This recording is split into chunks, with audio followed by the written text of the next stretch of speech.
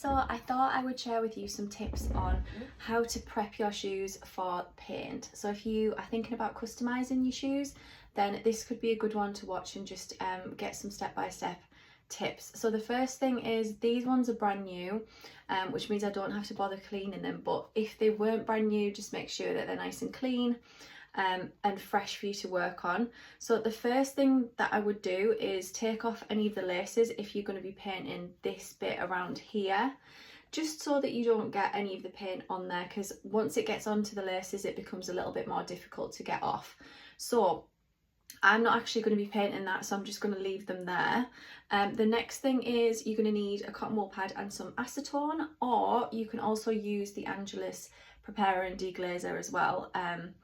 And you're going to want to put a little bit on there. Just make sure if you are using acetone that it's not too strong. You don't want to affect the leather, you don't want to melt anything off. You just want to make sure that you're getting that all over the areas that you're going to be painting. And basically what it does is it takes off that factory shine, it creates a really dull surface for you to work on, which means that the paint is going to stick. Now, the thing about prepping, it's the most important step, I think, in the whole process, because if you don't do it correctly, it affects everything else. It affects how long your paint is going to last, what it's going to look like, and the quality of it. So if you don't prep it correctly, what can happen is you can see some peeling and you can see cracking of the paint.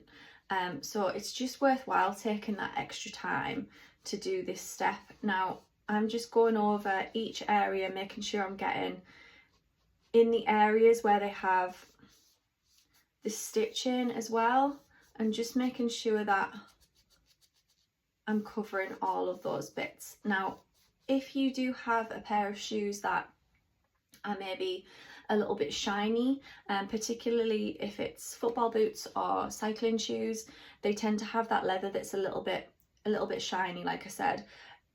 In that case, you can always take some sandpaper and you can lightly sand them as well. I'm not going to do it for this because it doesn't need it, but with the sanding you've just got to be very, very careful. Again, just really light sanding, and it's just dulling the surface again to make sure that the paint is going to stick to it. So that's these ones prepped now, they're ready to be painted. What you can do also at this stage is you can tape up any areas that you don't want to paint. This can be quite useful, so you're not worried about getting paint on the soles, for example, and things like that. If you do get some paint where you don't want it, it's quite easy to get rid of it. You can also use the acetone to remove the paint as well.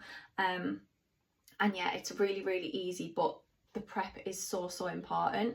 If you do have any questions or you want to message me about prepping a certain pair of shoes, just let me know. I'm happy to answer those, and I'll be sharing the full process of these ones very, very soon. They are a gift, so I'm probably not going to be able to share them until they've actually been shipped and gifted.